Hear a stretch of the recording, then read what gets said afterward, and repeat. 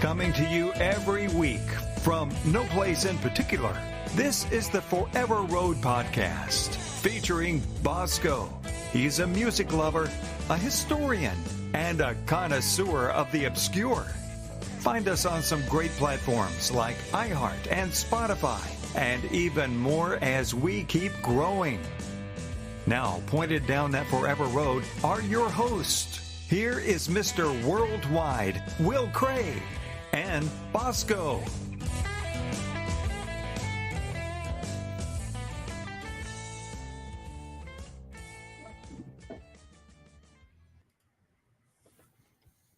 Welcome to, we're back once again. It's been a long day, gentlemen. Oh, yeah. Welcome to another episode of the greatest thing you've never seen, or the worst thing you've never seen. Yeah, but they're watching it now, so they've seen it. I always get that line messed up. I got to write it down. Anyway, ask Chief. Ask Chief. Who cares? It all works out. Listen, it's nowhere near as good as, finding out, how to get a good T-bone steak, but it's close enough. Welcome to Forever Road Podcast, everyone. We are live from everywhere and nowhere all at the same time, in particular. Except for Canada. Not Canada. We ain't live there. Well, I know I have one. We have one viewer, maybe a listener from Canada. Well, they can. I don't know if he's here now, but they can listen from Canada. We're just not live in Canada. I was going to say, come on, you as Mr. Worldwide ought to know that the internet is pretty much everywhere. Yep. And as everybody can see, I got me a new mic, thanks to the help of Will Cray and Chief Keefe from y'all's guidance. Copycat. And the only thing that bugs me about this is the red light. But aside from that, if I sound good to y'all, then I'm happy. We're going to have to start calling him Roxanne. He had the red light first. You don't have to put on a red light. So does that mean y'all are in the red light district? And I'm just saying nothing's for sale over here. Oh, so you give it away. I think Foxy beat you by like a half a second. Oh boy. She got in there right before you said that too. A great mind thinks alike. But let me finish my intro. So we got Will Cray back with me again. And this week, once again, Mother Clucker, President CEO of the Mother Cluckers MC is Mr. Dan P. Atkinson. No, I already went to the bathroom. Oh, okay. Got everything good? Sorry, it's been a long day. I had to take my keys off. They were digging into my side. I had to go to work like twice today because we had machines tear up on us. So I'm the mechanic, right?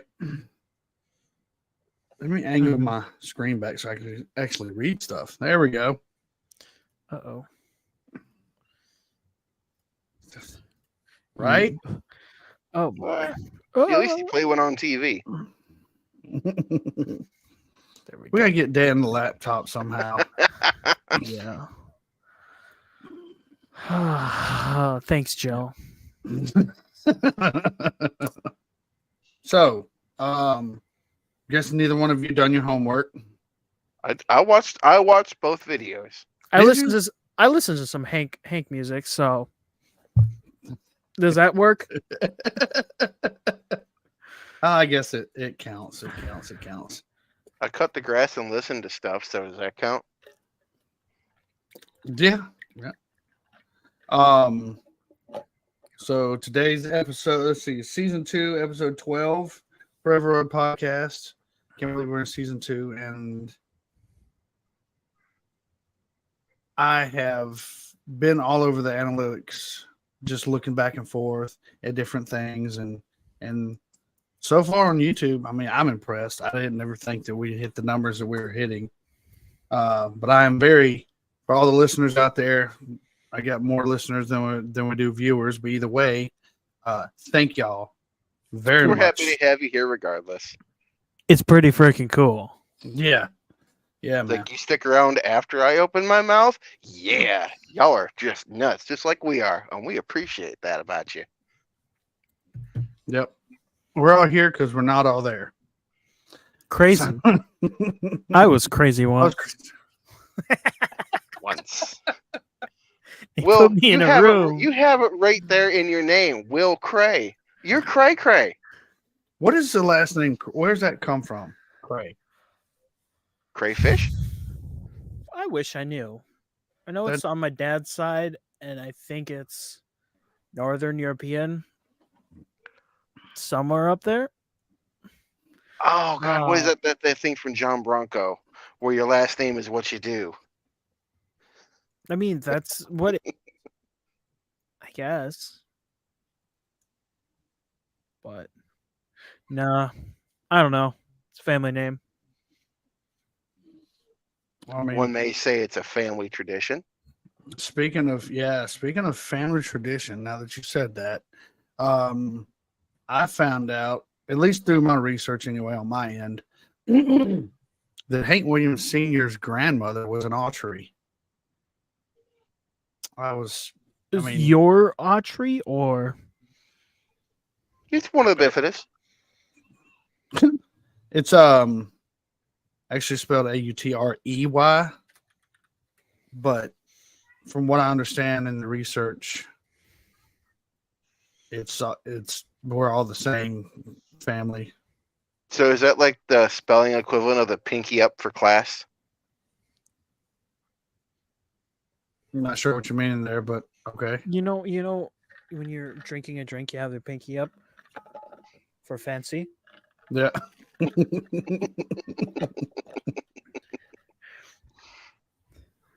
So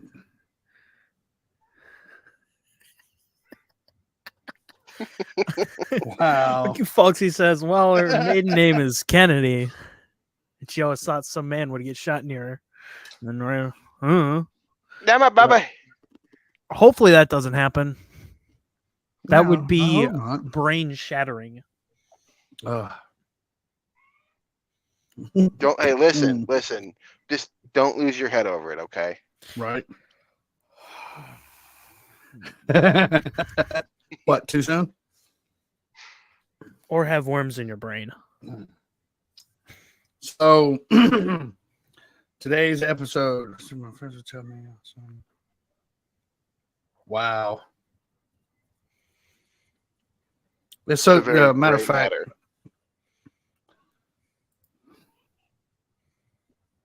Yeah. So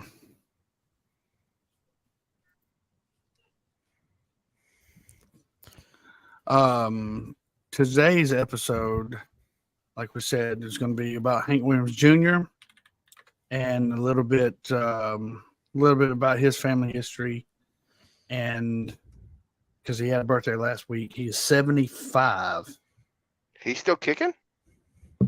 Randall Hank Williams Jr., Rockin' Randall, Bo Heck Cephas.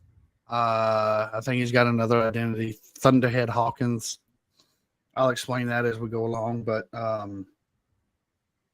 Randall Hank Williams Jr., obviously the only son of Hank Williams Sr., the godfather of country music and blues, I think, anyway. That's my honest opinion. Born May 26, 1949, Shreveport, Louisiana, or as he says, Louisiana. No, not Screaming Jay Hawkins. Not Screaming Jay Hawkins. That's a whole different. That'd be a whole different episode. But so he's born to Hank Williams Sr. and Audrey.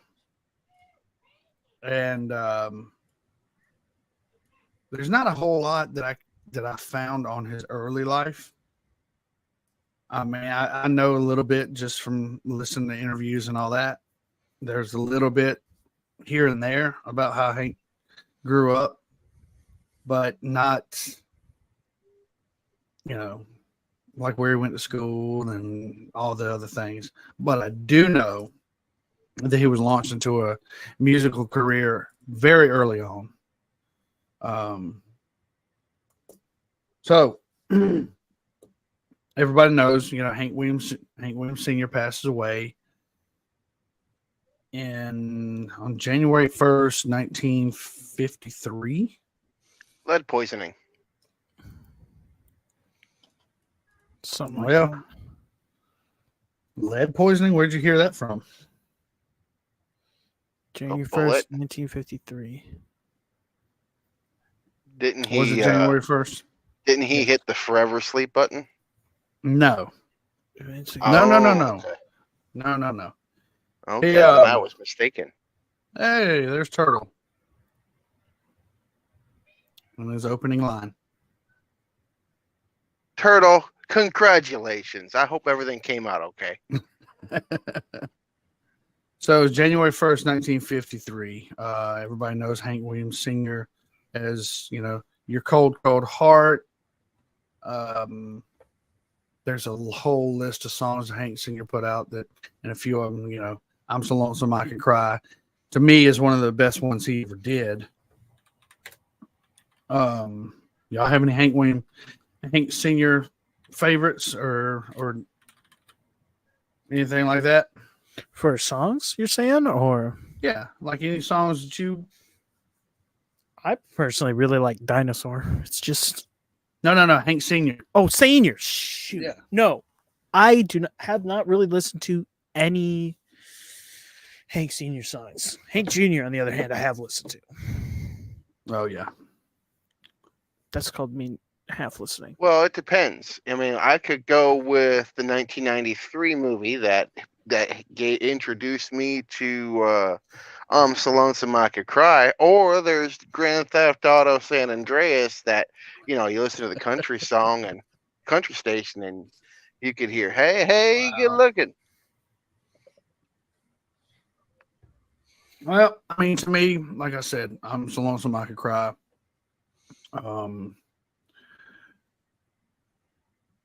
No, not no Buck Owens. Sorry. For those of you who are listening, we engage in the chats. Much like many other live shows that are on YouTube. Excuse me.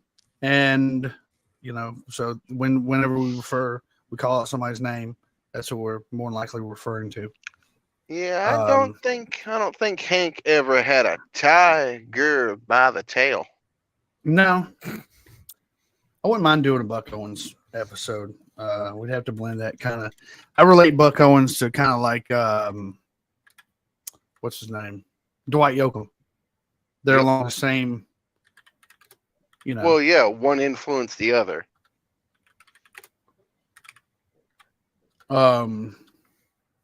So growing up under Hank Williams Sr. as Hank Williams Sr.'s only son.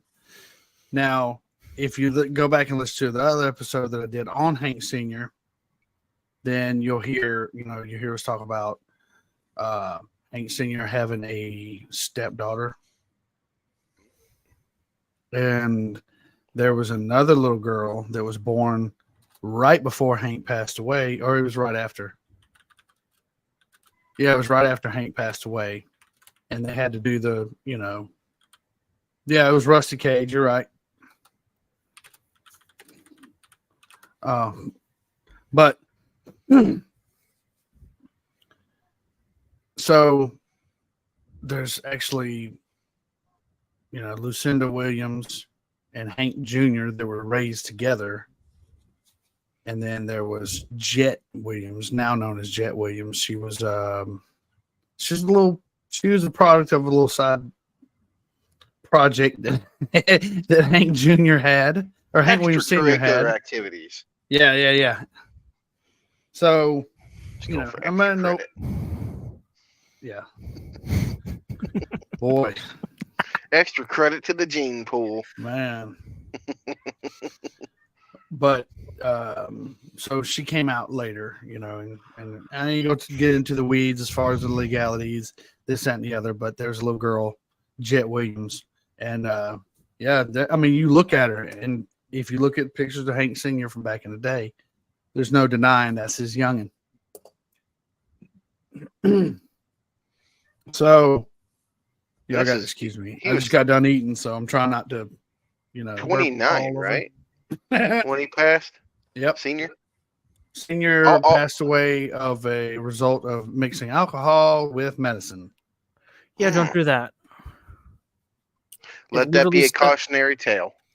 It literally says on most labels of medicine, do not mix with alcohol. Yeah. I mean, there's a doctor who wasn't really a doctor that gave Hank Sr. the lethal dose of medication. Mm-hmm. So, and that's how he passed away in the backseat of his, his Cadillac. So,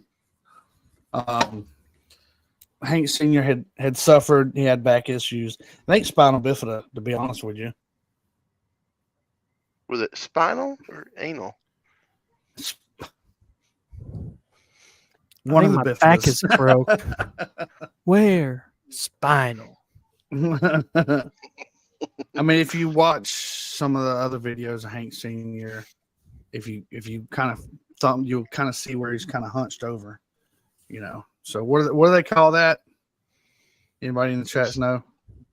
No, it's not scoliosis. Scoliosis is where it's crooked. Humpback? Right? Yes. Yeah. I'm not a doctor. Hunchback. Hunchback and Hunchback. Hunchback Notre Dame. So, but just the correlation between the drugs and alcohol. Of course, Hank Sr. had a drinking problem, but scoliosis. I guess Hank Sr. was rock and roll. So yeah, Hank Sr. He was pretty much rock and roll before rock and roll was even. Well, yeah, you figure, he's got all the extramarital, so that's the sex. He's got the drugs. There you go. I mean, you put that he was rock and roll. But so except country. He passed away, and Hank Jr. doesn't know his daddy. He doesn't have, even today, he says he doesn't have memory of his daddy at all. That the only things that he knows is what he's been told from either Hank Sr.'s friends, people that work for Hank Sr., or other artists. Mm-hmm. So Hank Jr., Audrey takes Hank. She gives this $1 million idea, and I'm not. Gosh. You remember how I felt about Teresa Earnhardt?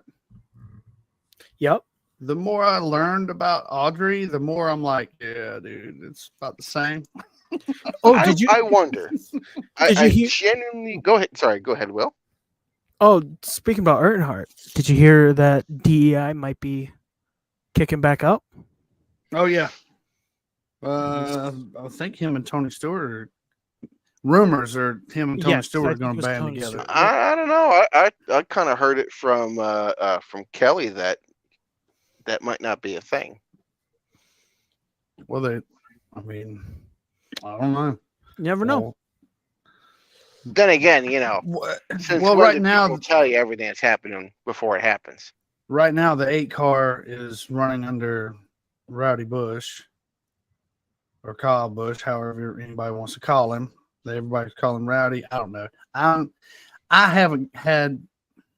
still struggle with having a driver like it was back in the day. That was your guy. This is your driver. This is your.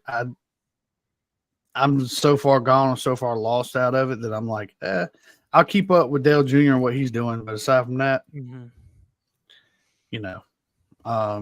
for a lot of us, probably, like I've said before, racing pretty much that was it.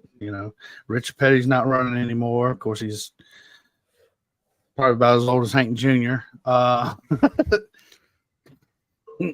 And I'll go. You know, I like. I think you know what, Bosco. You should go for Chastain because that's the man that had a move so just monumentally dumb. You got to go for Florida Man. Okay, the Hail Melon. Just that alone is enough for you to follow the man. I mean, I was kind of on a Chase Elliott bandwagon there for a minute, but Yeah, I mean, you know, it is keeping it within the state lines. that's right. Georgia, man, come on. I did look up you Richard got? Petty. He's actually 10 years older than, or 11 years older than Hank Williams Jr. He's Richard Petty is in it. 86. Wow. Yup. I'm surprised he's still kicking. Mm-hmm. Sorry, I busted in. No, you're good. Well, they brought back the turtle. They brought back the 3. It's just Richard Childress' grandson is running the 3 car. So Research page. Well, hey, howdy, hey there, Jordan. All right. So what were you talking about, Bosco? okay, so back on track. So We he got got off on a derailed. tangent. We got About derailed. Teresa. Oh, was that me? My bad. So Audrey kind of, Diddly, diddly. she She takes had the comical dollar signs in her eyes. Yep. She takes Hank Jr. and molds him into his daddy. The voice, the little, foot tap, the guitar, the hat, the whole 9-10 yards, She molds him into, you're going to get out there and you're going to do your daddy's music. You're going to look like your daddy. And pretty much you're going to live your daddy's life. Yep. And you're not going to do anything else but that. Up until y'all don't hear that, do you? Nope. Up until let's see. So nothing really kind of goes on other than him just doing his daddy's music. Now where he kind of floats through the 40s and 60s, and he's in hunting and fishing and all the things. He had a pretty good. He was very close with his grandparents growing up.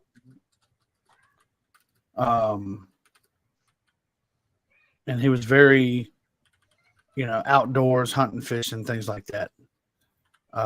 He still struggled with his own personality, I guess, and the fact that Audrey was still pushing him to be his father. He had great people around him, but he would go on and say that growing up was such an amazing childhood because, they're on Franklin Road in their mansion that Hank Sr. and Audrey had. People would come by that you would never, it wasn't, and this is what he was struggling with. He was thrust into the country spotlight, but he didn't feel country. That's all daddy's music. To him, he would do it because out of respect, right? Mm-hmm. Out of respect to your dad. But he wanted the blues. He learned how to play guitar from Lightning Hawkins and John Lee Hooker. He liked that music, which I love that music. Everybody that really knows me or rode around in a vehicle with me, that's, and Jordan, he's in the chats here. He knows. He wanted to do what he liked to listen to, which is completely reasonable. Right.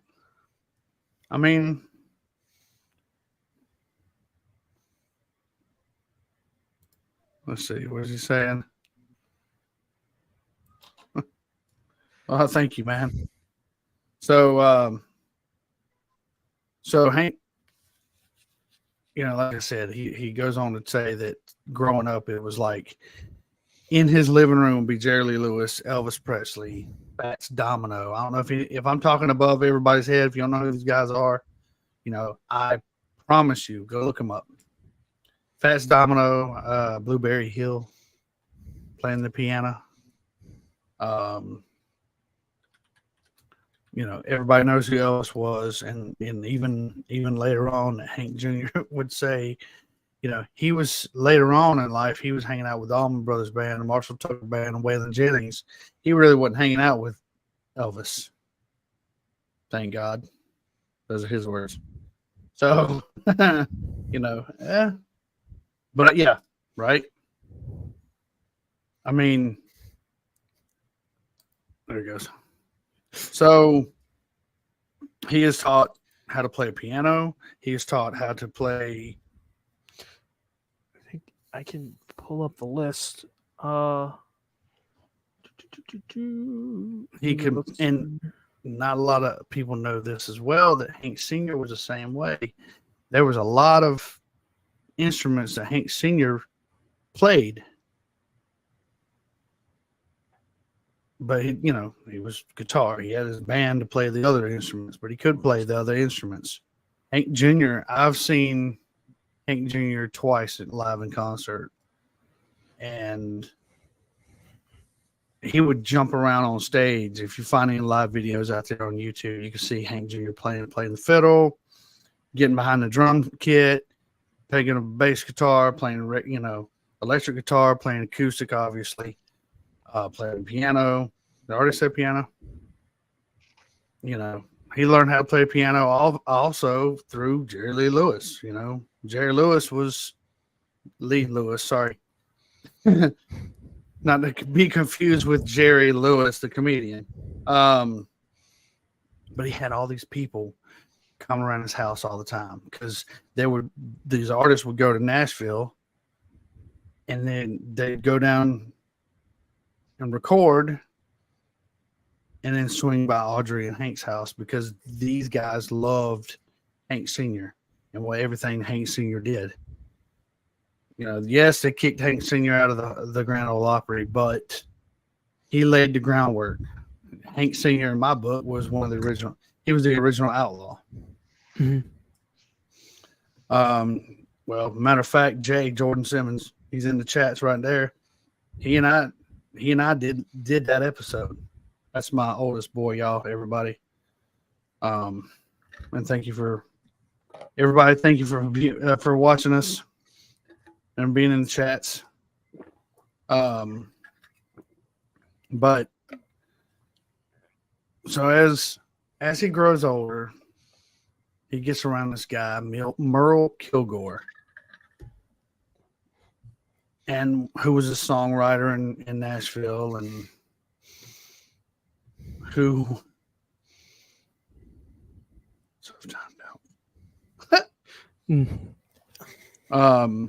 sorry, I was reading the chats. So him and Hank started working together, him and old Bo Cephas. Now, either one of y'all do the research, you know where the name Bo Cephas came from? I do not. I can't remember. It was hours ago. His What comedians. is something he played on the floor with? Yeah. He was named Bo Cephas after this comedian ventriloquist Rod Osterlund. His little ventriloquist doll was named Bo Cephas, and Hank would go over there and play with that doll. Wait, So then, that wasn't the same dude who had the team that had Dale Earnhardt on it, was it? Rod Osterlund? maybe I got the last name mixed up. Hang on. Now I'm going to have to look that up. My squirrel brain derailed, Bosco.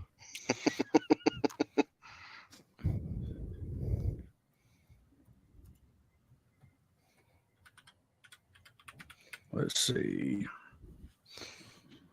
Was given a nickname. The nickname by his father, the country icon, looked as bouncing baby boy. There's a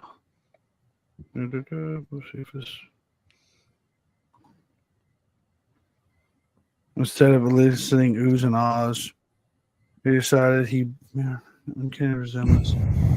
He looked like the ventriloquist dummy, Bocephus. Okay, then.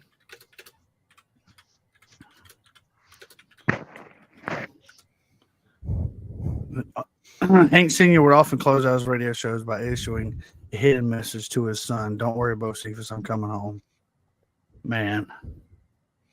Rod Brassfield. Well, I had the first name right. That's a start. It's a good start. It was Rod Brassfield, not Rod Osterlund. Dale Earnhardt drove for Rod Osterlund. You're right.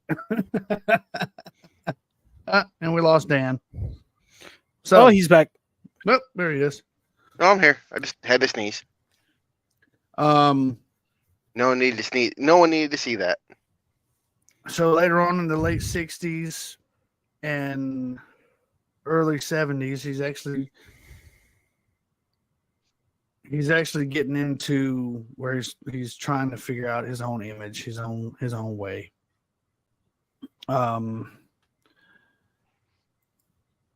In 1975, in 1975, No, but I came back. Fuck. Yeah, he came back pretty quick. he's on a hunting trip. He wasn't even hunting; he was scouting. Really, they were hiking up Ajax Mountain and the border that borders Montana and Idaho. And he slips. He steps on this loose patch. It wasn't even packed. It was just like loose snow, and it just gave way. So, Some standing on may that. say that Ajax Mountain gave him a clean slate of which to build his future on. Oh, jeez. Oh.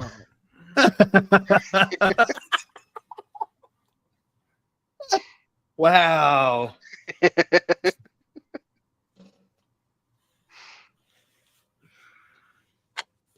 You okay there, Will? I'm just dying from how unclean that joke was. Oh man. It's okay. It's okay. You know, I don't know. a little bit of cheese is good for you. It's actually a little bit of cheese is actually decently Gouda for you. How did I miss that? Wow. All right. Speaking of good for you, let's stop for a second. I want to, as each episode goes, turn everybody's attention to the my mind Operation Tackle Box. I'm doing this off the cuff, so I don't have my hat on today. I don't even know where I actually put it. It's probably in there on my dresser. But What is Operation Tackle Box? Why don't you tell those who are new to the program and are listening in? Operation Tackle Box is a non-profit 501c3 organization that actually helps wounded and well, they actually just help the United States veterans. Yep, there we go. It's got it right there on the screen, everybody. So for those of you who are watching this or will be watching this later on, non-for-profit 501c3 organization that helps veterans, everybody battling with PTSD, helps them out. The biggest thing is they take them out on these fishing expeditions. See, there's some photographs right there on the screen. And, you know, there's something very calming about wetting the line. Now, do they promise not to make it like the end of Godfather 2, where they take Fredo out for a fishing trip and he doesn't come back? Probably, yeah. I mean, if you're bad enough to take advantage of a veteran, then you bad. That's all I'm saying. But no, Operation Tackle Box, and they actually help these guys out. They help them get things with the VA claims. along with a list of other things. So y'all go check them guys out. Go check out their website, OperationTackleBox.com. Get you some super sweet merch, t-shirts, hats. I think I saw some decals. Or even if you want to just go online and send them a donation. Right here, they yeah. have that on their website. They have down at the bottom PayPal. There you go.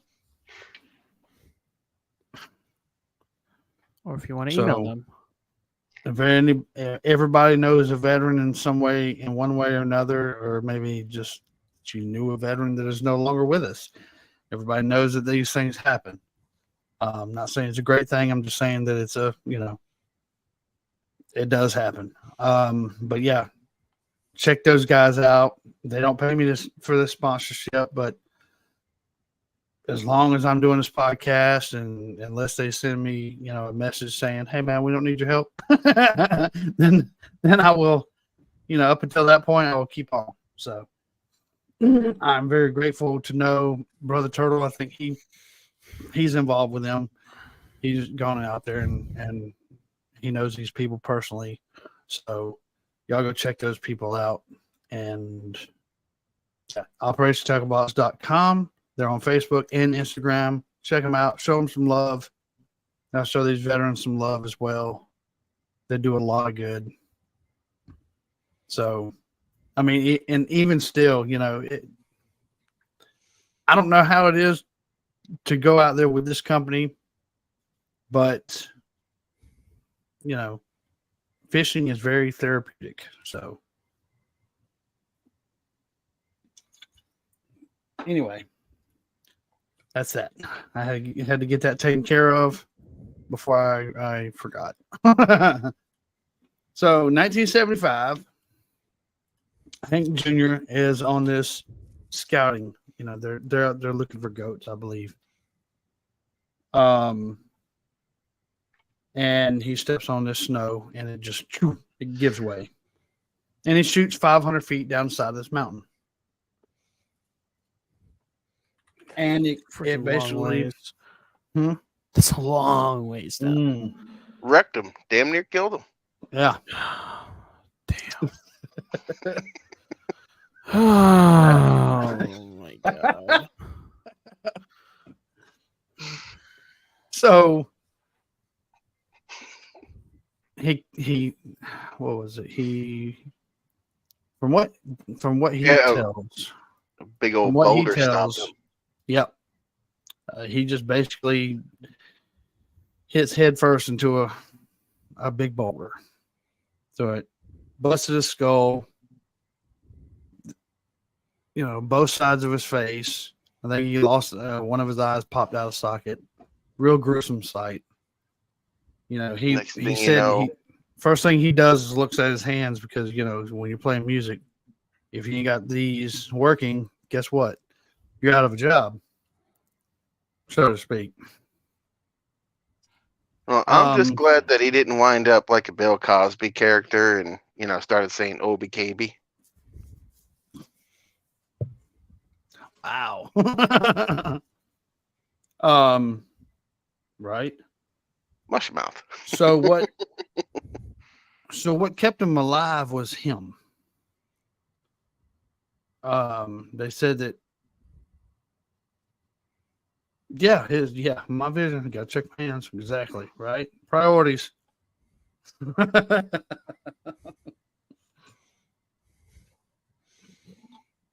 So what kept him alive was himself. He just kind of stayed. He tried to stay awake. And his two friends that he was up there hunting with. I don't know. That's a good question. Take my strong hand.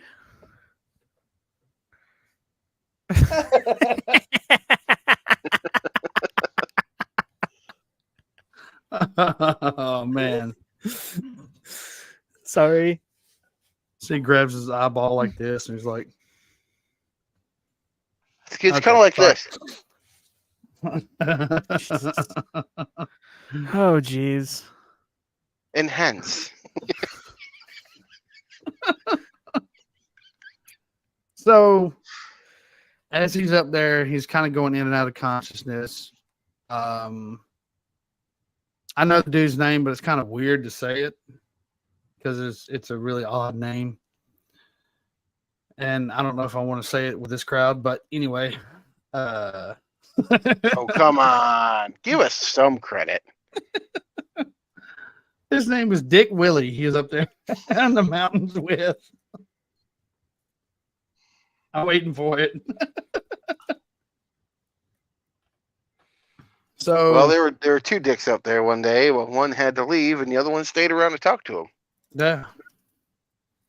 So he goes up there. You know, he's going in and out of consciousness. His hunting buddy takes off, leaves the son. Stay here with him. Make sure he doesn't fall asleep. You know, I'm going to go get help. So he goes off and gets help. The wrong channel for that, right? That's a failure to stop comment.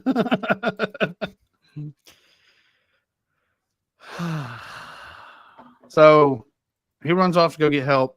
They have to go get the helicopter to come in and get Hank out of. I haven't looked at the terrain on a map or anything of Ajax Mountain. It's a mountain, but It's I up. mean, it goes whoop up and down. Wait, how'd that go? It goes what? He's not going to do it again. Come on, man. Whoop, whoop. You just want me to do it, jerk. So, and we're glad you're here, Foxy. For real.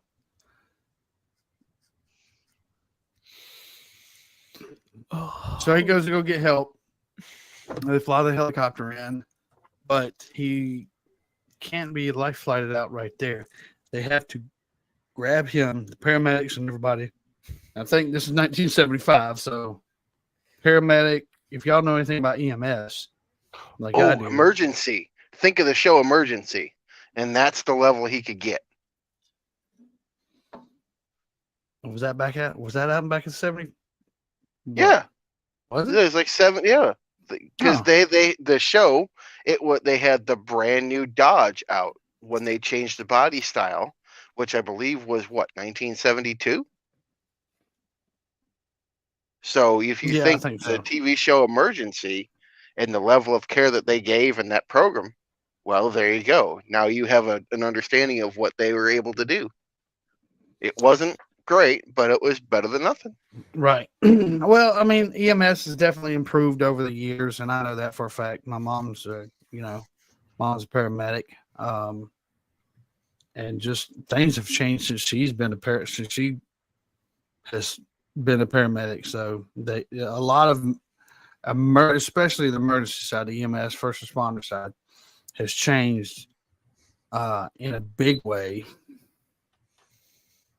I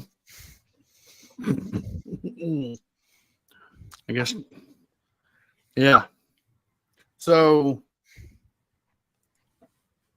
speaking of that, so yeah, like I said, EMS has changed in a big way to keep you alive at least until you get to the hospital. What happens after that? Then, Yeah, not their problem. yeah. I mean, I know that going through EMT school myself, Don't worry, Joe. It had been nothing left but hair and fingernails. when you're on you're doing this bagging. Y'all ever see them on TV with that bag and they got the mask over the face? Huh? I've used them a couple times for CPR Yeah. training. And I'm just doing this the whole time, all the way through Macon, Georgia, and getting to the ER and getting them. And until somebody says, taps on my shoulder, and I'm still just somebody's Ripping doing away. chest compressions. I'm still working, and we'd swap out. Let me do chest compressions while they do the bag. So I'm done that. So can't imagine what it was like back in 1975 trying to bring somebody in whose face is crushed, his eyeballs hanging out. Sorry, Chief, if you're still listening. But and I'm the same way. But yeah, probably at first it'd be a horrendous sight, and they can't believe that this man's still alive. One thing that he did say, he had a vision of his father while he was up on the side of that mountain. That's nuts. And he said that Hank Jr. He said that his father was telling him, to keep going. Let me see if I can pull that up, because I did not write that down. I just know the story.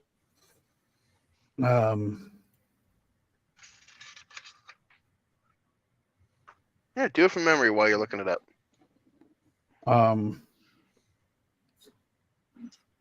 But he knows he had a vision, and he was sitting there talking to his father. There was a movie made, I think back in the early 80s, called Living Proof, that depicts Hank Jr.'s life. And there's a song that Hank Jr. did called Living Proof. It's a pretty good song. But, he talks about the struggles of being Hank Sr.'s son, and everybody wants him to do his daddy's music, but he wants to do his own thing. And y'all know, like we talked about before, how the culture and society started changing, especially music changed big time back in the 70s. Mm-hmm. With the exclusion of disco. Disco sucks. Sorry, but it does. Take those words back. You like disco? There's some great disco music out there. I politely disagree.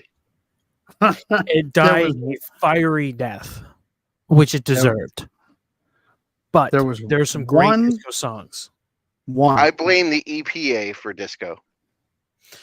The Time is great. We got the Bee Gees. We got Earth, Wind, and Fire. All right. Yeah. Casey and the Sunshine Band. No. No? Nope. I'm just throwing that out there. I know the names. I don't really consider that. I consider that more pop. Yeah. You know what? You know why disco is popular? Cocaine. Cocaine did hit big in the 70s, didn't it? Some of the Colombian Bam Bam. Yeah, well, think about it. They didn't have any performance in the cars, and they had to get their excitement from somewhere. Well, didn't you know you didn't have to go to the mountain to find that, choice white powder, man? Jackson 5, yeah. Marvin Gaye, I guess. No. Kind of. Marvin Gaye was R&B. But so he's seeing visions of his father, and he just, that kind of gives him the fight to keep going, to keep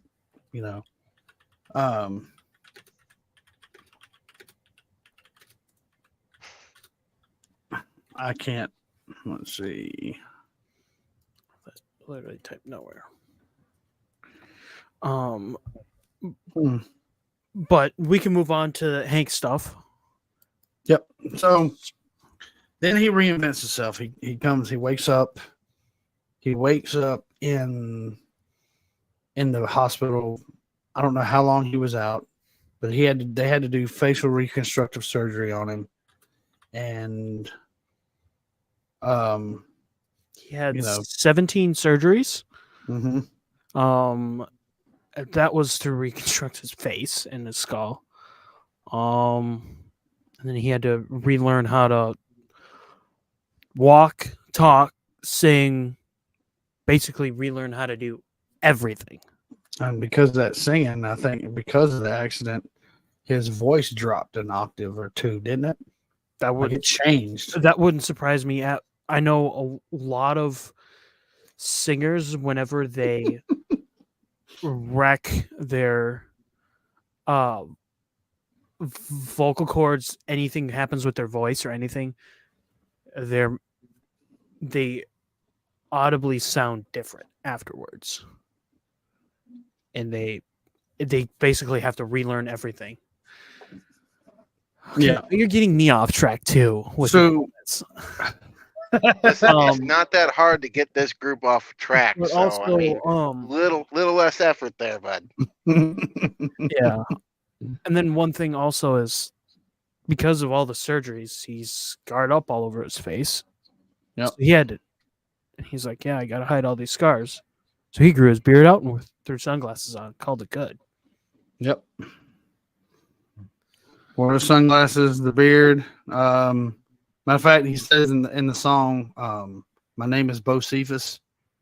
He said, he makes it in one of the lines in the song said, "Hat and shades, beard and all. They got no scars, got no feel." He's just talking about the current at that time country artist, which I think the same thing. But so he wakes up and there on his bedside was his godparents, which is Johnny Cash and June Carter. And That's Corey Hartwell. he Whatever. June Carter gives him a Bible and a cross necklace and tells him, everything's gonna be fine. And then he reinvents himself. I think the first album he puts out in 1975 or 76 was either Hank Jr. and Friends or The New South. I can't remember which one came first. Look at that June go, saving Johnny and Hank. Right? It'd be, and like after his accident, Yeah.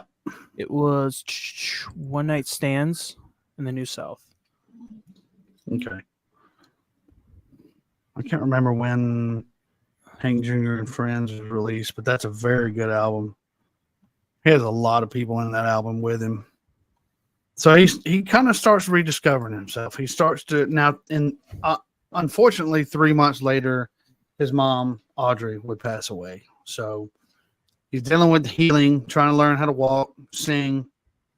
He thought that they actually told him, "You'll never sing again."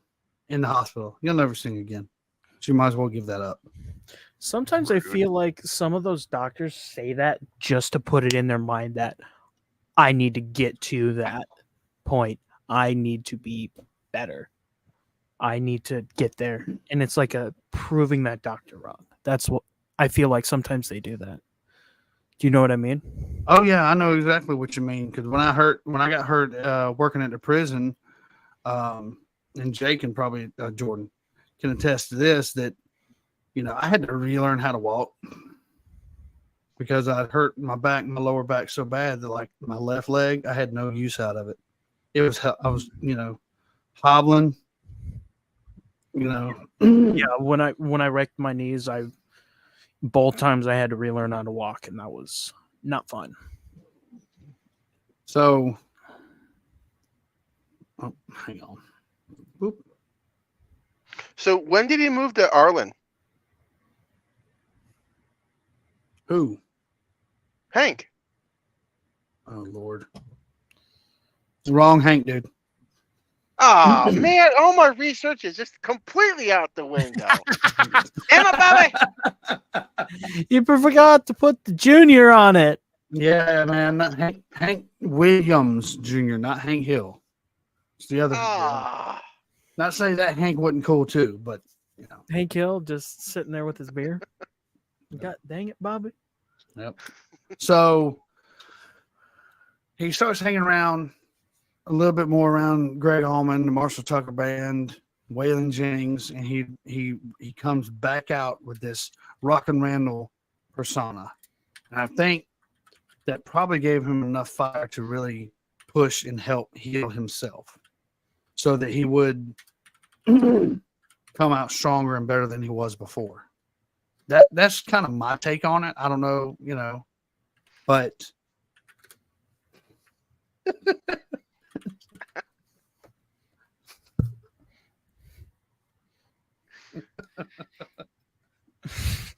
No, don't put that up. Don't put mine up.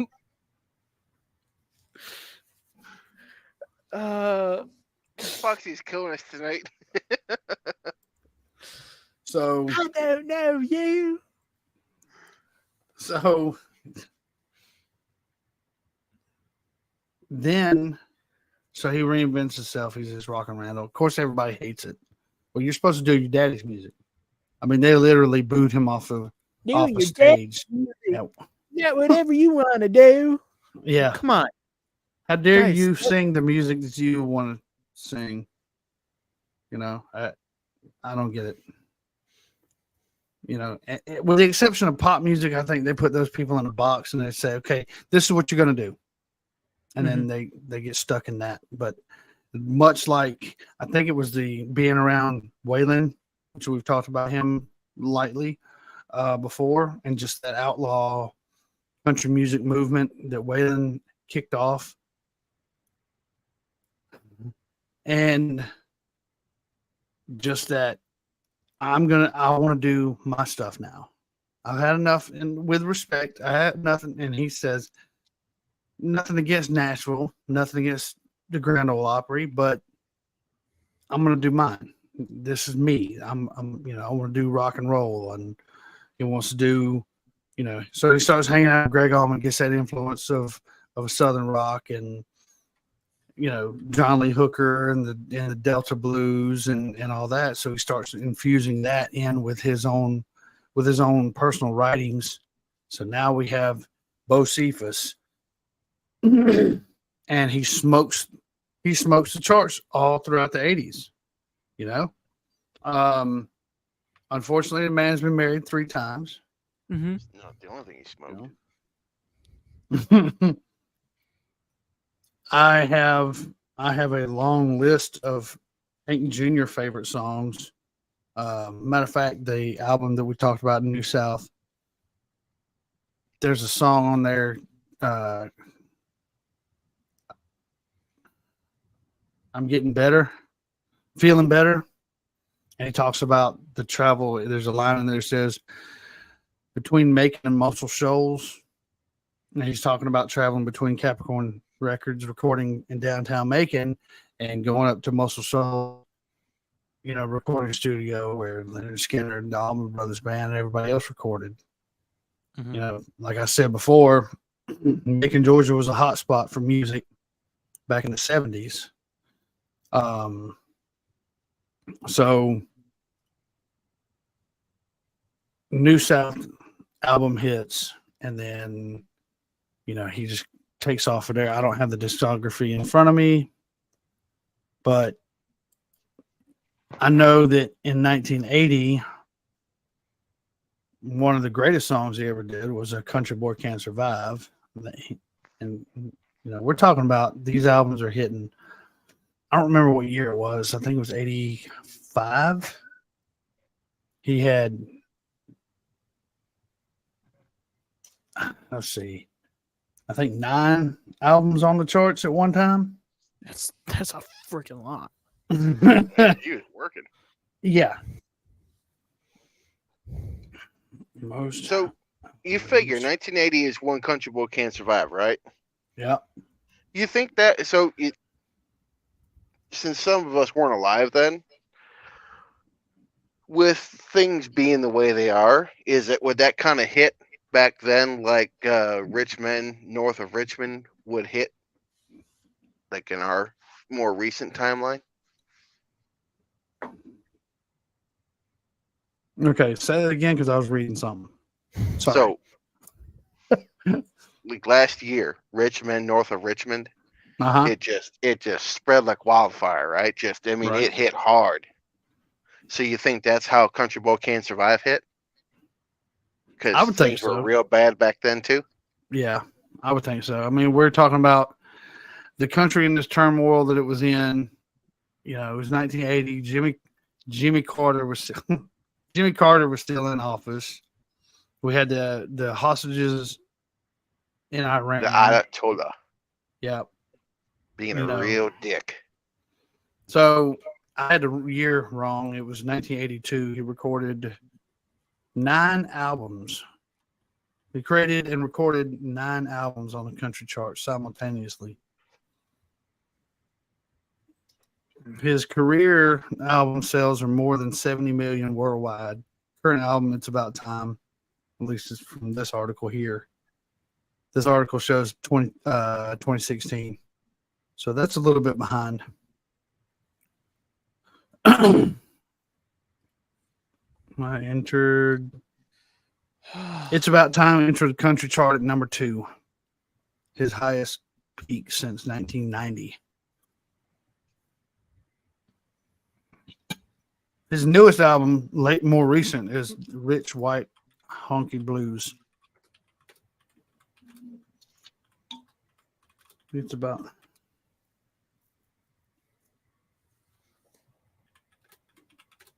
That's a good point. Jay says, for those who are listening, I think it's about the same, to be honest. If that song came out today, it would receive the backlash like all do, but in today's world, good gravy, Miss Daisy, it would be a mess. Yep. Good gravy, Miss Daisy. Yes. So you go. what you got? Go ahead. No, I was just gonna say controversy songs. Sometimes it's a good thing to have that happen because you get more eyes on your band. But then also it's like, ooh, that's giving negative connotation. There's no such thing as bad press, that kind of deal. True. Yeah. Yes. Exactly. And I don't know about now, but Hank Jr. Ooh, Hank Jr. belt buckle. Nice. I actually had one for a long time. It was a Jim Beam Hank Jr. belt buckle. I lost it somehow. Anyway, so he would struggle with Hank Jr. would struggle with drugs and alcohol. Keynote back in the day, I think it was about 72. He overdosed. He tried. Yeah, I know. Would it be 73 because of the song? They both tried to kill me back in 73.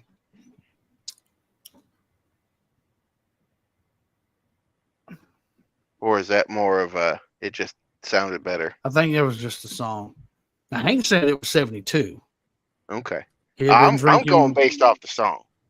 Well, an interview that I heard yesterday, or maybe it was the day before, he said it was 72 when he had got drinking real bad and he was doing, popping pills and all, and the doctor was just blunt with him and said, "Well, and he was like 26 at the time." Doctor said, "Well, family tradition, huh? The whole, your daddy died 29. Looks like you're going to do it by 26. And Hank then knew. He was like, "Yeah, I'm going to leave these pills alone." Overachiever.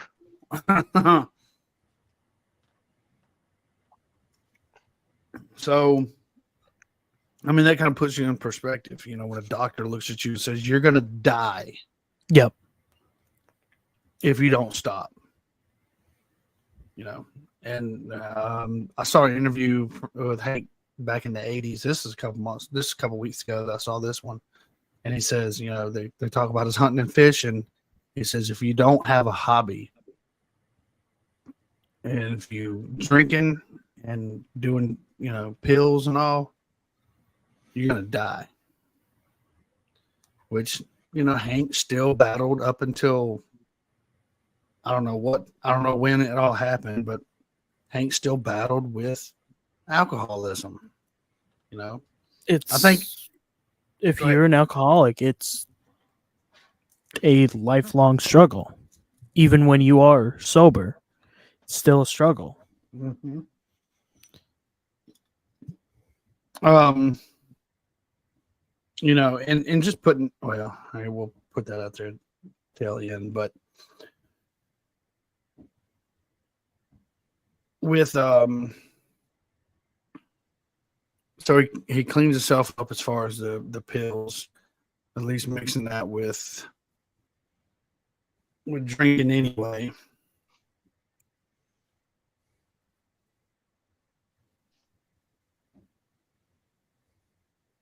So hang on real quick.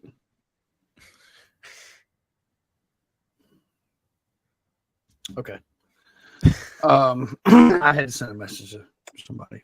Okay. my wife. Say off topic comment, but I've never.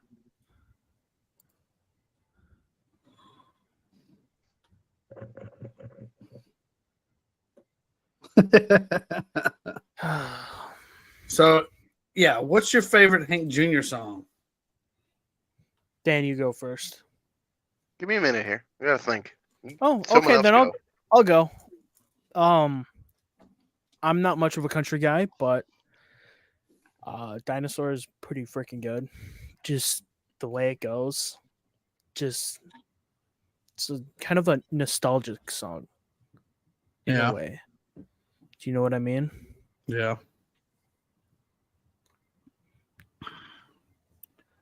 I mean, I can remember listening to Dinosaur. I discovered Hank Jr. through my cousin John, and a couple other buddies of mine that I went to school with. Because when we moved to Middle Georgia, I didn't know a whole lot of people at all. We moved to Middle Georgia in 1990, so I was 10 years old, kind of by myself. Which, you know, I don't have a problem with that, but at the same time, I'm like, you know, the only thing I really had was my music. Mm-hmm. More 90s. Man, ain't no hate here. Whiskey Van Hellbound, yeah. You know what? I gotta go with a song that tells everyone about the highs and the lows of being a bachelor man. You know, because there's some good and there's some bad. Because he just burned his hand. You know, he's got ketchup on his blue jeans, but he's got a little Whirlpool just made for 10. We'll get to that here in a second. Which he did release that song in the 80s, you know. So he would, like I said, he'd struggle all throughout the 80s, and you can probably see videos of him acting crazy on stage. I think it's just the crowd, the energy of the crowd. Everybody's all hyper. And he just did his thing, man. Get up on stage and do the Rock and Randall, and then he'd do Bo Cephas. And so everybody knows at some point, and he strikes a deal with NFL, CBS, I think, to I had it create. Did you? You got I it? thought it was ABC. Well, it was who it was with. I think it was ESPN. Is that what I'm seeing? Yep. Yeah. ESPN dropped, or it was ESPN was with Monday Night Football when it all went down, but Right. Monday Night Football, they get with him and they cut their own version of All My Rowdy Friends Are Coming Over Tonight. Now, if you want to see a great video, go back and look. Hank Williams Jr., All My Rowdy Friends Are Coming Over Tonight. One of the greatest. That's one of his top songs. And they cut the football version of it for Monday Night Football. Now, he gets into some controversy later on about that song. Now, backing up, and we ain't going to get there just yet. mm-hmm. Backing up a little bit. You remember last, 2 weeks ago now? When did we do the Mother's Day episode? Was that last weekend? Shoot, I don't even remember. 2 weeks ago. 2 weeks. There you go. That's what it was. Yeah, because I was on for that one. No, I wasn't. So Hank and Willie and Waylon and a bunch of other artists get together, and there's a couple of videos of it where they do the tribute to Sue, and that's a great video as well. But anyway, so apparently Hank has been hanging out, maybe slept a night or 12 on Susan's floor as well. So throughout all this, he's still struggling with the ghost of his father. And in the 80s, sometime around 88, 89 maybe, he cuts a video that was very controversial. Not in a bad way, but just never seen before. They do a video of There's a Tear in My Beer, where it's Hank Sr. playing the song. There's a video of Hank Sr. and Hank Jr. kind of walks in and walks around him. So it's showing them playing together. I don't know whose idea it was, how they came up with it or anything like that. But it's, to me, that's a beautiful video. So he's starting to kind of come to terms with, at this time, I think you can kind of see if you follow his music career. Yeah, he's Hank Sr.'s son, and then he's starting to come to terms with it. Yeah, he just accepts it. That was my daddy. So he's starting to do a little bit more, a little bit by a little bit more of Hank Sr.'s, but on his terms. So he's starting to cut a little bit more music of Hank Sr.'s music, like I said. And let's see, through the 90s, I think he had been married and divorced 3 times, or married 3 times. Other tragic events, I'll say that, like, his more recent wife, she passed away. His daughter, Katie, she died in a car accident. Matter of fact, it was right outside of Nashville somewhere. I think it's 2017. June of 2020. Oh, it was more recent than that. June of 2020. Yeah, there's a reason they call it Crashville.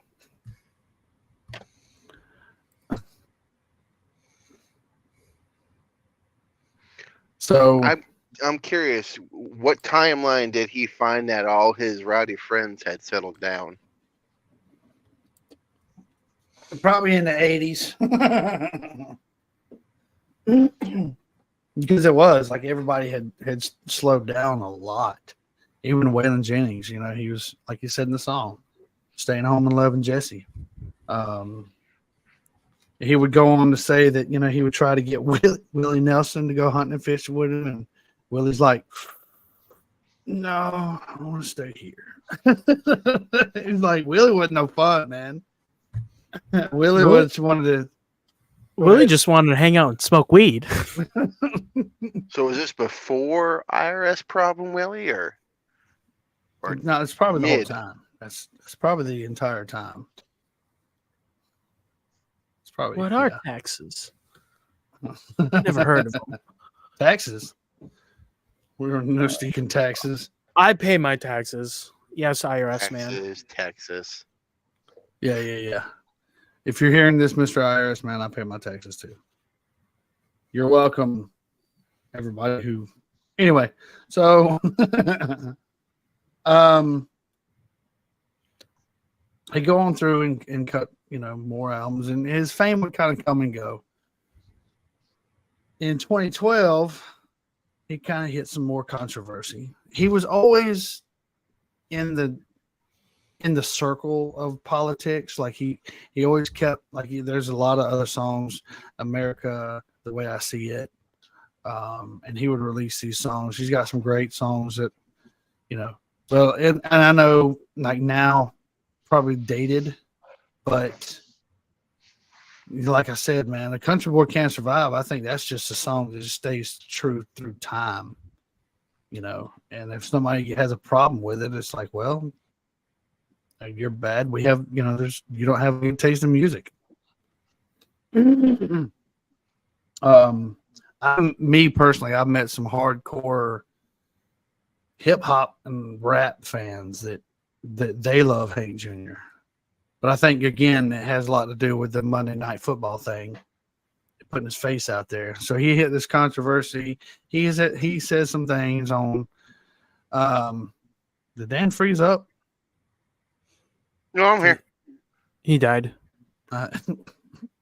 His camera froze, but that's fine. Oh, we got some more facts right here.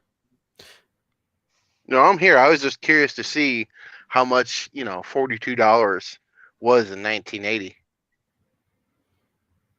So it's like for $150, his friend lost his life. Dang. Wow. 152. Oh, that's the inflation? Yeah.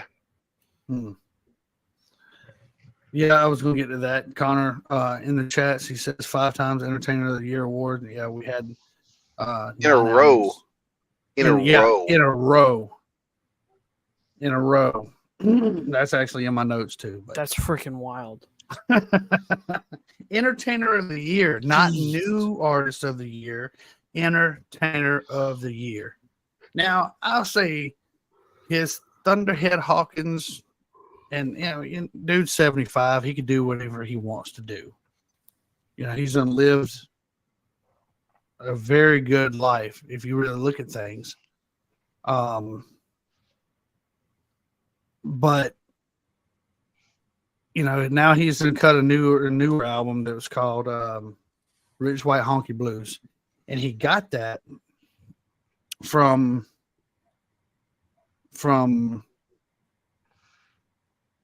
Red Fox. There's an episode of Sanford and Son when Lamont comes home, and Red Fox asks Lamont, what you want to go hang out with them Rich White Honkies for? Red Fox was actually a big fan of Hank Williams Sr. as well. So they knew each other. Red Fox and Hank Jr. knew each other. If y'all know who Red Fox was? No. Yes. Never watched Sanford and Son? You've never heard, I'm coming to Elizabeth. It's the big one. No. I'm Never younger heard. than both of you by a few years. That doesn't ring any bells. Come No. on. Red Fox. Oh boy. He talked about I thought this was rated G. Red Fox was not rated G No. at all. I'm a hair bit younger than both of you. So, yeah, sorry. Listen, with the internet, that doesn't hold nothing anymore. Okay. The defense's case does not hold water. But still. All right. Calm down. You're both ugly. See? Hey. Hey, at least somebody agrees with me. Thanks, folks. Thank you. Okay. All right. Listen, I have never watched a single Star Wars, but That's I'm hate aware of speech it. right there. Oh, He said hate speech. but because it's in pop culture, I'm aware of it. Do better. Don't you wag that finger at me. He's got a point, dude. He's got a point. Do better. If you watch any documentaries, The Family Guys don't count. Watch your dang movies. Star Wars is required watching. Actually, no, I don't have to watch it. I understand the whole premise of the show. I we'll get off understand topic. them all. That's Mm-mm. good enough. It's good enough for me. No, you do not get all of the Listen, political commentary of it. I absolutely love bad lip reading. Okay, they did some Star Wars songs, and they are fan freaking tastic. Still not going to watch Star Wars though, But you should. but I'm not going to. See, we're all about outlaws here, isn't it? More outlaw. Oh, you're gonna just you. You're gonna delete me. Fine, I don't care. I'm not doing this. You can see my hands. I think I did Mhm. that by accident. Uh-huh. I'll fix that. Oh, there we Whoa. go. That was really weird. I There thought we I was trying to type a comment in there, and suddenly the screen changed. My That was show bad, now. Everybody. Yeah. Listen, right. it's more outlaw to just not watch any of them. So I ain't gonna watch them. But you know Nope. what is outlaw? Han What? Solo. Yeah. Mm. Bet you didn't think that, buddy. The best outlaw character in all of movies. Well, fine. Ready? I know.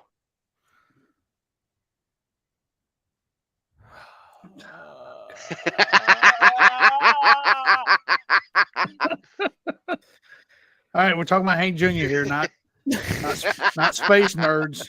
Not Space Wizards? Good Lord. Listen, I see 49 times. I see your Schwartz as big as mine. You're my wife's brother's sister's cousin. What's that mean? Absolutely nothing. His roommate, wife's brother's sister's cousin's roommate. Lord. You falls for the biggest blunder. Never argue with the Sicilian when it comes to matters of life and death. Oh boy. That guy's an asshole, sir. That guy's an asshole. That's right. Major asshole. What's his name? That is his name. What's the matter, Colonel Sanders? Chicken? Have you seen Spaceballs? Oh yeah. Okay. Okay, there's hope for you. Comb the desert. We ain't found shit. We found shit. Anybody else in the chat seen Spaceballs? Aside from, I guarantee you, if anybody in the chats, it would have to be Foxy. Probably Jay. Oh, Okay. I don't remember getting them to watch it when they were kids. But anyway. So since we're going to wind this on down and we're kind of getting way off topic. what is the topic again? I don't remember. Good Lord, I don't The forget. topic is swirl. Okay, yeah. I actually watched Spaceballs a couple years ago. So anyway, so Hank Jr. gets dinged for his comments on a newscast, which, you know, I think that's the Yeah, that was he back talks in about 11. he talks about the at the time president, and we ain't got to get into that, but if you know, you know. I'll just say that. And they break the deal. Of course, this side said this side said that, his camp said this, whatever. And he still stands his ground. You know, what are they gonna do to him? That's his song. So they pull his song from Monday Night Football, like it's really gonna hurt him, because he has millions of adoring fans. And the man really doesn't have to work. He doesn't have to be on tour. He doesn't even have to cut an album. He's living off of royalties. You know? Or as Boss Hogg would call it, them royals. He wants them royals. The royals. I mean, shoot, how many albums did Hank have? Let me pull it up. Yeah. Whoa. I think I saw it in the chat. It was like 20 some odd albums. More than that. You think he's been he Dis- started when he was Discography. I'm looking at a list. 21 albums between 79 to 90 as per Connor Autry. Yep. Here we go. We will look it up. Released now. 50 plus studio albums in total. I don't have a luxury of a extra screen. I don't have an extra screen. I'm looking at the chat versus you guys. 56 studio albums and 25 compilation albums. Mm-hmm. 109 singles, 24 music videos. This man put in the work. On all of that He after did. he had his face rearranged. A lot of that after. Not I mean he cut a lot of I'm talking about stuff. the music videos. Oh yeah, yeah. He was on Hee Haw. If you ever get a chance and find the videos from him being on Hee Haw, it is funny.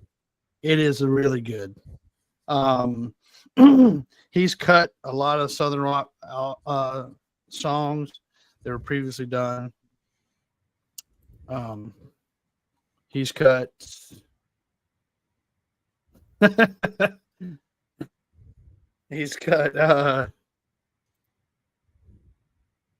music for movies. There's a Clint Eastwood movie called Kelly's Heroes.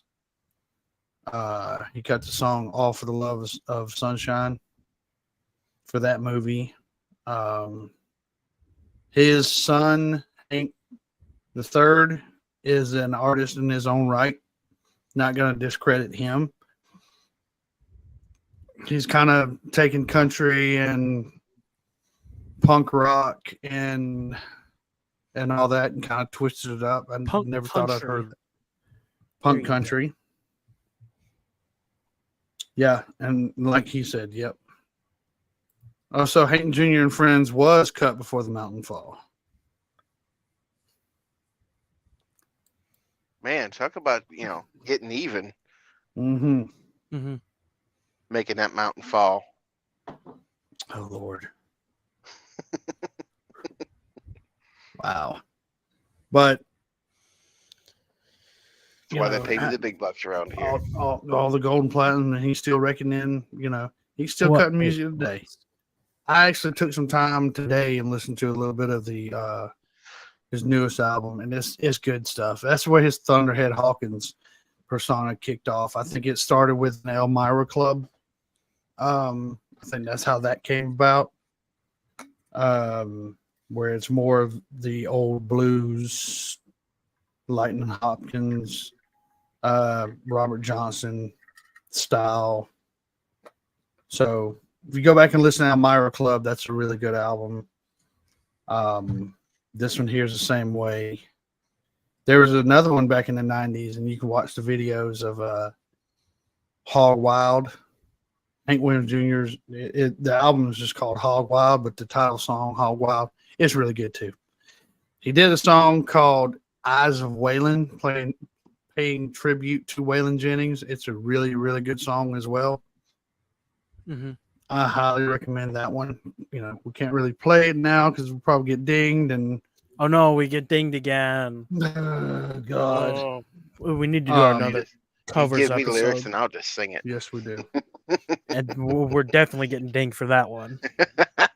That's gonna be fun. You'll shut us down if he starts singing. Yeah, Lone No, Wolf. that's where they'll issue you a refund if I do that.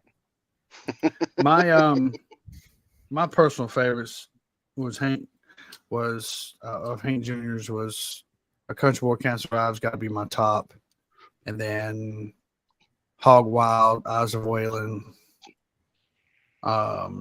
He did, Midnight Rider, the Allman Brothers, and then even when he gets into his daddy stuff. Now there's an album called Three Hanks that he did in the mid-90s. There's where they took Hank Sr.'s voice and they had Hank Jr. and Hank III come in and record on this collab album. And they do a lot of the old Hank Sr. songs, kind of up-tempo a little bit, and modernized them really well. That's a very good album. Do they say album nowadays? What do they say? EP? I don't know. What do they call it? I don't know. Album EP is. Do you think I know what the hip lingo is of today? I don't know. For me, 1996 is brand new. So EPs are usually 3 to 6 songs. You can still call it an album. It is technically correct. Yes, but it's shorter than an album. It's longer than. It's like a couple. It's usually like 3 or 4 songs, and then an LP would be more like 7+. Liquid Propane. Listen, LP, Liquid Propane. Hank Hill loves LPs. Propane and propane accessories. So, let's see. With the controversy of his comments about Obama and all that went crazy, and everybody's kind of a lot of people kind of turned their backs on him. But like I said, going back to the thing that he has some good, strong fans, and he's still out there cutting music. That's a good song. Arms of Cocaine, which is actually a ZZ Top cover.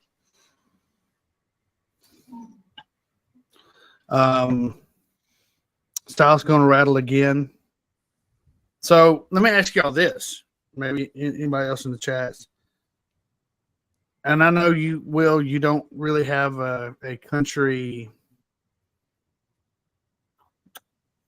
background. No. Yeah, you're not a big country music fan, but I'm a metalhead. So who's on your Mount Rushmore of music? Like, in what genre? Okay. Mix them all together. Well, yeah, just generalize it. No. Mount Rushmore of music. Who's your Mount Rushmore of music? All the way around. All around? Ooh. Y'all hear me better like this? It's about the same. Oh, okay. Slapnuts is pretty good, as Foxy says. I say Slapnuts, not Slipknot, because speaking of Slipknot, my buddy wants to go to Knotfest with me, and I am heavily thinking about it. There's a Knot Fest. Yeah, I cannot be a fan of slapping nuts. It's just too painful. It sounds like it's very painful. My Slipknot's dog, good. my dog might listen to slap nuts because I mean his tail just goes nuts. And then there we go. There we go. Whew, I muted myself so I could fool with that. Y'all Yep. didn't have to hear all that. that's reasonable. Man, Mount Rushmore music.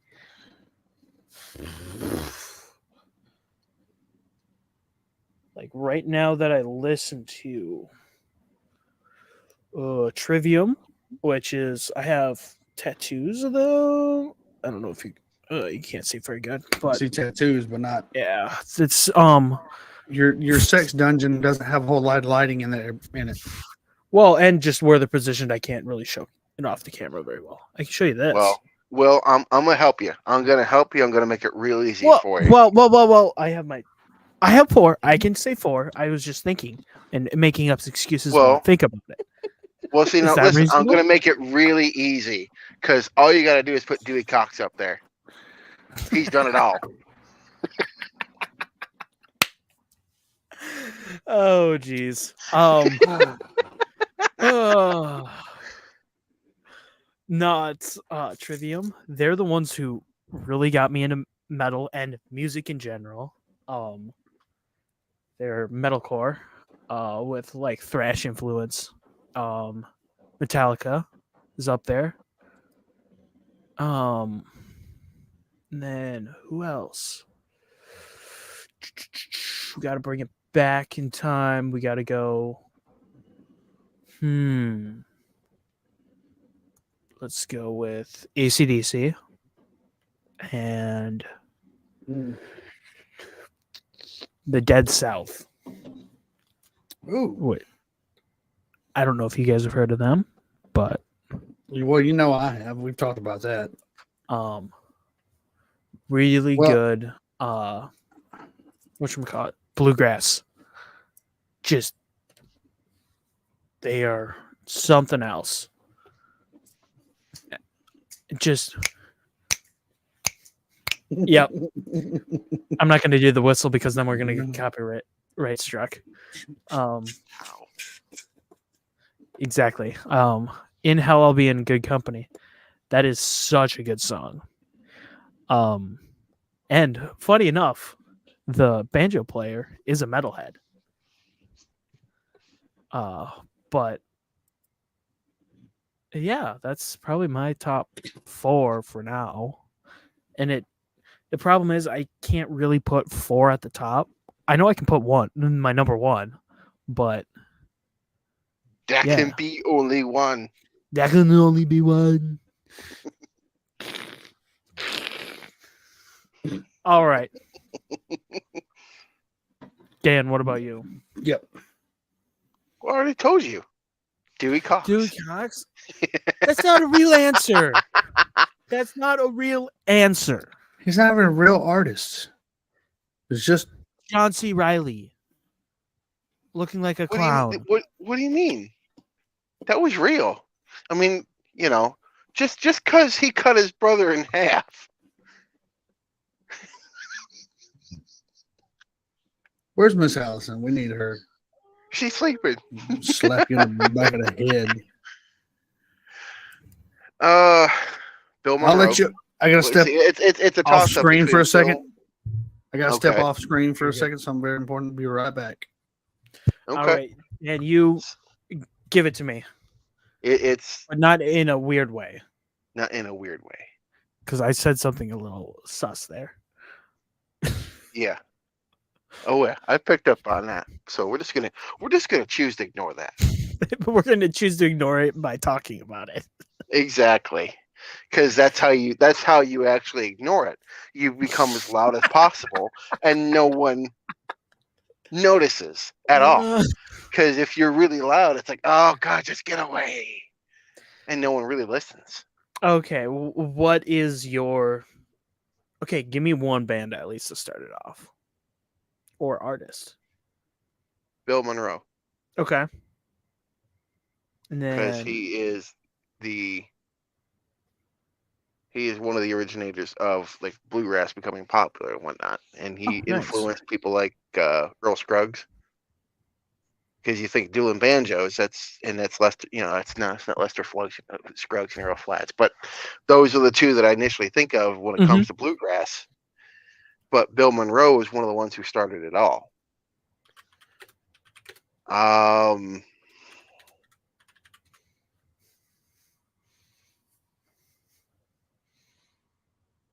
Who else? Frank Sinatra. That's a very solid choice.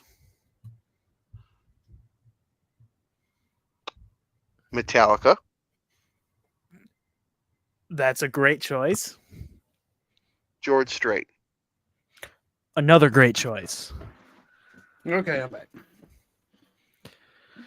All right.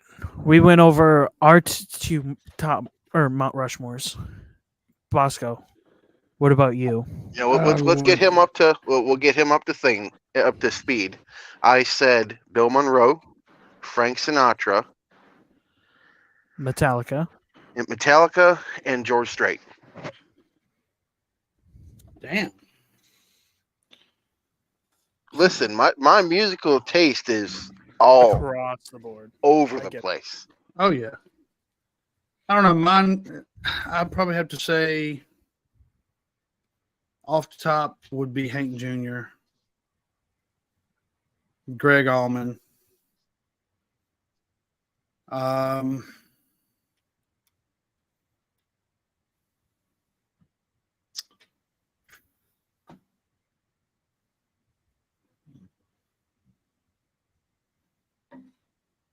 Otis Redding.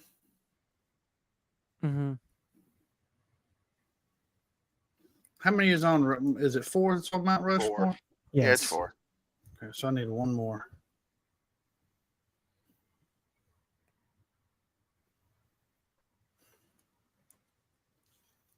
Lord. So who are your 3 that you had so far? So there was Hank, Otis Redding, or Hank Jr., Otis Redding, and one other. I don't remember what it was. Greg Allman. Greg Allman. Oh, obviously. Duh.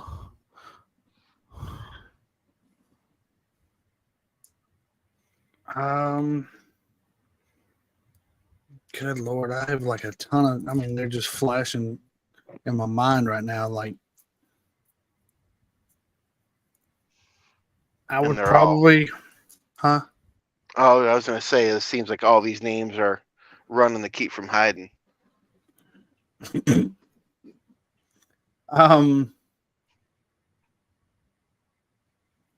keep wanting to go back to John Lee Hooker, but that's completely reasonable.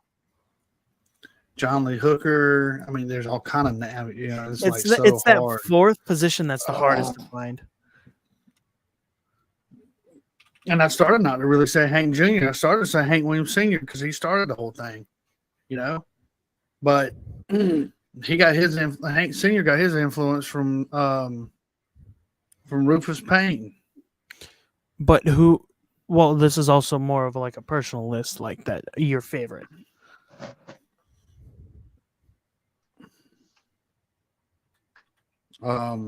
Let's see. Tool, Nine Inch Nails, Queens of the Stone Age, and Soundgarden. I hear you. I mean, now as far as bands go, that'd be a whole different, Mount Rushmore, because you can't just really say the lead singer of Blackberry Smoke, Charlie Starr. He's him without the band, but at the same time, you can't really imagine him without the band. So, and those guys run so tight knit that they don't do anything hardly without each other. Mm-hmm. But I'd say let me back that up. George Strait, Greg Allman, Otis Redding, and Ray Charles. That's a pretty good choice. Yeah, because dude, and that'd be a fun episode too. I think because Ray, Mm-hmm. it's Ray Charles. I'd like to do an Otis Redding episode. I don't know if anybody has. But just talking about music in general, Hank Jr. was influenced by all these everybody around him. And So if we do this Otis Redding episode, can I get some travel expenses? Because apparently I need to go and sit on the dock of the bay. I knew you were going there. At least it isn't down by the river. Sorry. Well, listen, if I go there and I start, shout, it won't be that big a deal. Yep. I have expected you to start this episode wearing your helmet. Now, don't get any ideas. What's this helmet that you speak of? Now, don't get any ideas.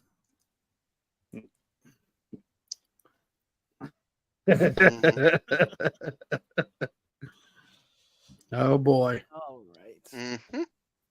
Should we get wrapped up on this? Yeah, I reckon so. Everybody in the chats, I just want to leave this in this here.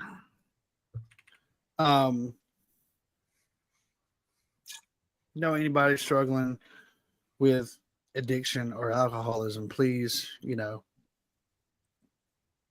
reach out to somebody. PTSD is a real thing. Anxiety, stress, and all the things. Where are the bodies, Garth? You got me. I don't know that one. All right. But thank you again. Are you going to wrap us up? Sure. Or you want me to do it? I guess I can get into it. Well, this was an episode mostly about Hank Williams Jr. Thank you, Mr. Mother Trucker, with your cock helmet and for showing us the eye. And Bosco, thanks for giving us all this info. Hey man, it was all right off the top of my head. It's probably why I struggled a little bit trying to remember what was what, things like that. Thank you guys for joining in the chats. Thank you, listeners. Thank you, thank you, brothers and sisters. Let me say that. Thank you, brothers and sisters, and for everything you do. Go on YouTube, click that subscribe button. Go into your settings and hit auto download on Spotify. Now it's YouTube Music. It's no longer Google Podcast. We are on Amazon Music now. We're not on Pandora. I know that. I don't know if we're going to go on the Rumble yet. I don't know how to connect it quite yet. I have no idea how to run green YouTube. YouTube Green. Yep. I went on there and messed around with it yesterday, but I really didn't spend a lot of time in it. But I was trying to set this up and doing other things. But we will see y'all hopefully a little earlier next week. We'll see. It'll be Saturday or Sunday. It all depends upon whether or not Bosco has to go back into work because somebody broke something. Yeah. Check either the Facebook page or one of our stories I know this week there's something out on my story an hour before. But we like to wing it around here.